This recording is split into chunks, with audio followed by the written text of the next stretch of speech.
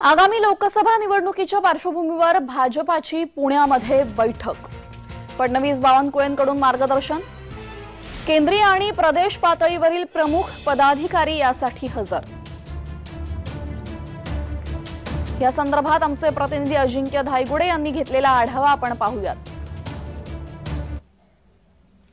आपण पुण्यातील बावधन भागातील ऑक्सफर्ड रिसॉर्ट या परिसरात आहेत आणि या ठिकाणी भारतीय जनता पार्टीच्या कोर कमिटीची अतिशय महत्त्वाची बैठक चालू असल्याचं समजतं। या ठिकाणी आपण पाहू शकता की मोठमोठ्या नेत्यांच्या गाड्या असतील, पोलीस प्रशासनाच्या गाड्या असतील, या इथं दाखल झालेल्या आहेत। आणि विशेष म्हणजे पुण्यातील भाजपच्या पदाधिकाऱ्यांना या बैठकीबाबत काहीही माहित नाही। जे महाराष्ट्राच्या कार्यकारिणीतले जे उच्चपद पदाधिकारी आहेत किंवा नेते आहेत, चंद्रशेखर बावनकुळे असतील, देवेंद्र फडणवीस असतील, रावसाहेब दानवे असतील, चंद्रकांत पाटील असतील, सुधीर मुनगंटीवार असतील, असे सर्वच नेते या ठिकाणी आलेले आहेत आणि ही महत्त्वाची बैठक चालू आहे। या ठिकाणी 60 ते 70 कार्यकारिणीचे पदाधिकारी आल्याची माहिती देखील समजते आणि आज आगामी 2024च्या निवडणुकांबाबत महत्त्वाचे निर्णय या ठिकाणी घेतले जातील।